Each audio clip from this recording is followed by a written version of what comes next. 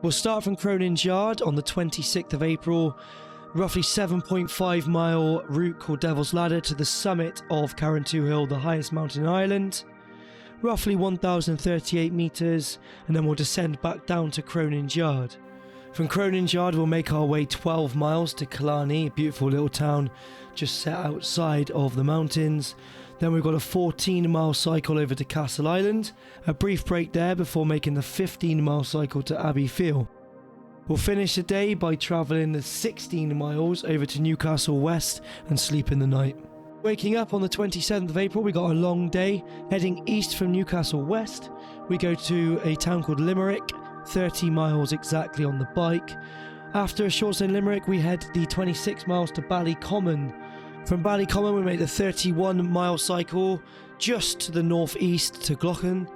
And then from Glochen, we'll make the final journey of the day to Mullingar, a 37-mile cycle. Day 3, we've got the 30-mile cycle from Mullingar to Kells to start the day. Once we get to Kells, we'll have a short rest before we start heading on our way again. 31 miles this time to Dundalk.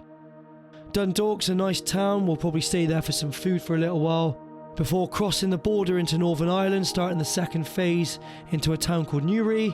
From there we head directly east to a town called Newcastle in Northern Ireland. In Newcastle we'll spend the night before getting up the following day to ascend the highest mountain in Northern Ireland, which is Slieve Donard, a roughly 5.5 mile hike just off the coast, as we'll have nice sea views hitting the summit, a sharp last section hitting the top of Northern Ireland. From the summit of Slieve Donard, we'll make our way to Saintfield, a 22-mile cycle, which will be on tired legs obviously by this point, but nearing the end of the Irish phase of this journey, and we'll finally take a short rest in Saintfield before we head on the final part of the Northern Ireland route, a 16-mile cycle to Belfast, where we hit the ferry port. The ferry then will leave and we'll make our way over to Cairn Ryan, where we'll stay the night. We'll wake up on day 5 in Scotland at Cairn Ryan, making the 40-mile cycle to Maybole. Long start to that day. After a short rest in Maybole, we'll then carry on up the coast towards Kilmarnock, which is a nice little town. We'll have some food in Kilmarnock. From there, we'll make our way into Glasgow, where we'll take a short stop at Haggs Castle Golf Club. And then the final part of the day will be to cycle over towards Dumbarton, which is a 15-mile cycle where we'll spend the night. Waking up on day 6, we move into May, the 1st of May, and we've got a 29-mile cycle from Dumbarton to Tarbet. Short rest there, and then we've got a 28-mile cycle from Tarbet to the Bridge of Orkney, beautiful little town. From the Bridge of Orkney, we make the 24-mile cycle to Glencoe, one of my favourite towns in the whole of the UK. And then finally, on that day, we take the 16-mile cycle to the beautiful, picturesque Fort William. Into the 2nd of May, and we are climbing the big one, Big Ben Nevis, roughly a 10.5 mile route, heading up the side of Glen Nevis before a series of switchbacks onto the summit plateau and making our way onto the highest point in land in the UK. From there we'll descend and then start our journey for the day, an 18-mile cycle from Fort William to Glencoe, which was what we started with last year on the Race Against Sun and Darkness. From there we'll take the mountain resort, which is also classed as Glencoe but just a little bit further round. Then a 12-mile route back to the Bridge of Orkney again, short rest there, and then Crianlarich for the night. Onto the 3rd of May, starting in Crianlarich, we'll make the 24-mile cycle down to Luss, a beautiful little town just on the side of Loch Lomond. There we'll head back in towards Glasgow at Clydebank.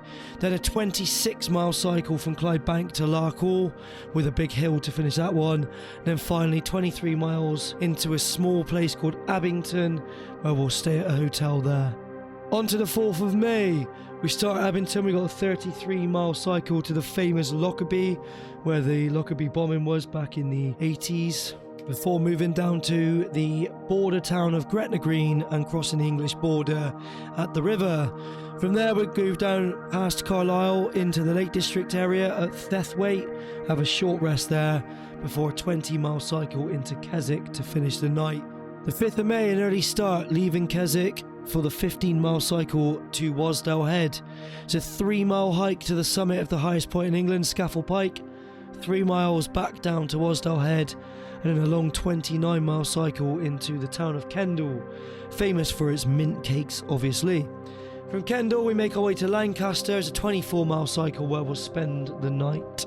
The penultimate day of our journey on the 6th of May is one of the longest. We start the day in Lancaster as a 22-mile cycle to Preston, a brief rest there before a long 34-mile cycle into Warrington. We'll squirt round the Wirral and Liverpool, 22 miles to Chester, before crossing the Welsh border and into the town of Prestatyn on the coast to stay the night. 7th of May is our final day. We'll wake up in Prestatyn and cycle 15 miles along the coast into Colwyn Bay. What a beautiful start to the day. Hopefully we'll catch a sunrise. From Colwyn Bay, we'll make our way 20 miles over to Llandegai. We'll then make the 10-mile cycle to Llanberis, where we'll finally ditch the bike. Not literally ditch it, obviously, we'll lock it up and keep it very safe. But from Llanberis, we're back on foot for the final time. The 4.5-mile hike up to the summit of the highest point in Wales, up the Llanberis path. Upon hitting the summit, we'll turn around, descend again, all the way back to the town, where we'll cross the cattle grid, and the torture will be over, the journey will be done, and hopefully by that point we will have raised the money we need for our charitable causes.